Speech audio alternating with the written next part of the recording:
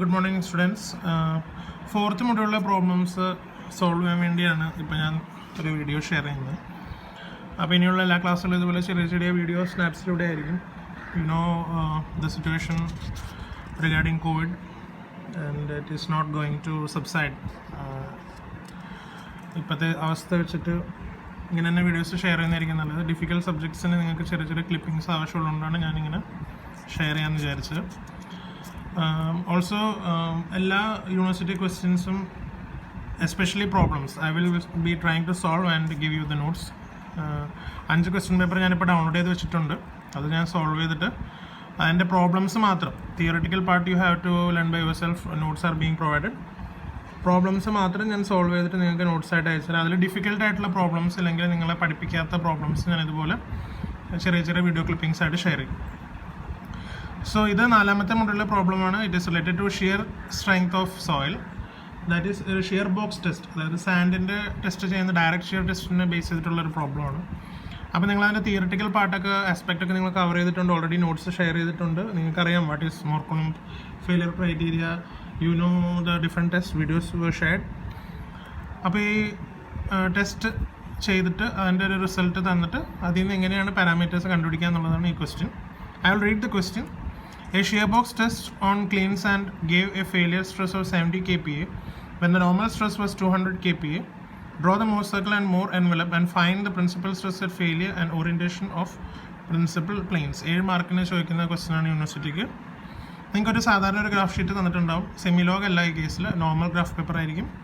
ആ ഗ്രാഫ് പേപ്പറിലാണ് നിങ്ങളത് സോൾവ് ചെയ്യാനായിട്ട്.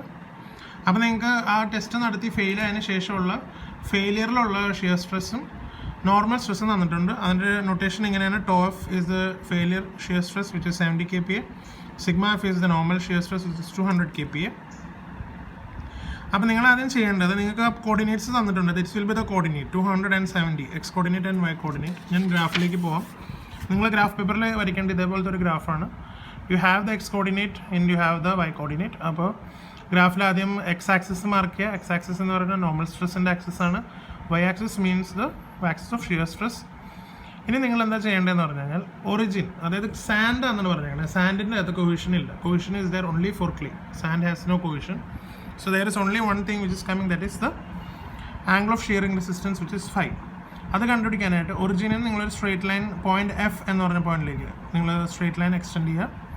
And you already have the coordinates X coordinate and Y coordinate. അത് extend ചെയ്തതിന് ശേഷം നിങ്ങൾക്ക് കിട്ടുന്ന ലൈനിനെയാണ് ഞങ്ങൾ ഫെയിലിയർ എൻവലപ്പ് എന്ന് പറയുന്നത്. അപ്പോൾ നിങ്ങൾ ആ തിയറി വായിച്ചാൽ നിങ്ങൾക്ക് മനസ്സിലാവും, എപ്പോഴാണോ ആ മോർ സർക്കിൾ ഫെയിലിയർ എൻവലപ്പിലേക്ക് ടച്ച് ചെയ്യുന്നത് അപ്പോഴായിരിക്കും സോയിൽ സ്പെസിമെൻ ഫെയിൽ ചെയ്യുന്നത്. അതാണ് ഷിയർ സ്ട്രെങ്ത് ഓഫ് സോയിൽ എന്ന് പറയുന്നത്. അപ്പോൾ ഈ മോർ സർക്കിൾ വരയ്ക്കാനായിട്ട് എന്താ ചെയ്യേണ്ടതെന്ന് പറഞ്ഞു കഴിഞ്ഞാൽ, നിങ്ങൾ ഈ ലൈൻ കിട്ടിയതിന് ശേഷം ഈ ഒ എഫ് എന്ന് പറഞ്ഞ ലൈൻ അല്ലെങ്കിൽ എക്സ്റ്റെൻഡഡ് ലൈനിൽ നിന്ന് ഒരു പെർപെൻഡിക്കുലർ സി എന്ന് പറഞ്ഞ പോയിന്റിലേക്ക് വരയ്ക്കും.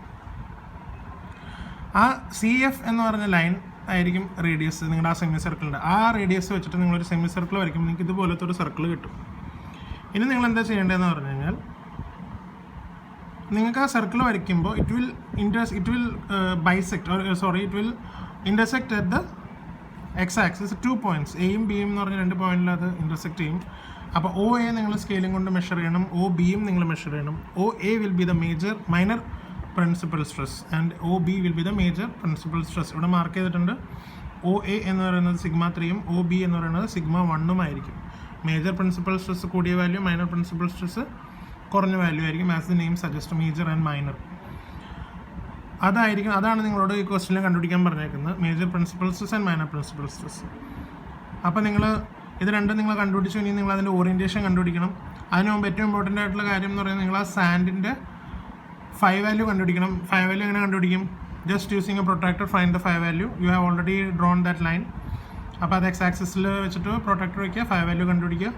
അതിനുശേഷം നിങ്ങൾ കണ്ടുപിടിക്കേണ്ട അതിൻ്റെ ഓറിയൻറ്റേഷനാണ്. ഇനി ഓറിയൻറ്റേഷൻ കണ്ടുപിടിക്കാനായിട്ട് നിങ്ങൾക്ക് ആദ്യം ഫെയിലിയർ പ്ലെയിൻ എന്താണെന്ന് കണ്ടുപിടിക്കണം. അത് ഡയറക്റ്റ് ഷിയർ ടെസ്റ്റിലെ ഫെയിലിയർ പ്ലെയിൻ എന്ന് പറയുന്നത് ഈ എഫ് എന്ന പറഞ്ഞ പോയിന്റിൽ നിങ്ങളൊരു എക്സ് ആക്സിസിന് പാരലായിട്ട് ലൈൻ പി എന്ന് പറഞ്ഞ പോയിന്റിലേക്ക് വരയ്ക്കുക. ആ പി എന്ന് പറഞ്ഞ പോയിന്റിലേക്ക് വരച്ചതിന് ശേഷം ആ ഒരു കോഡ്, that will be F P will be the failure plain.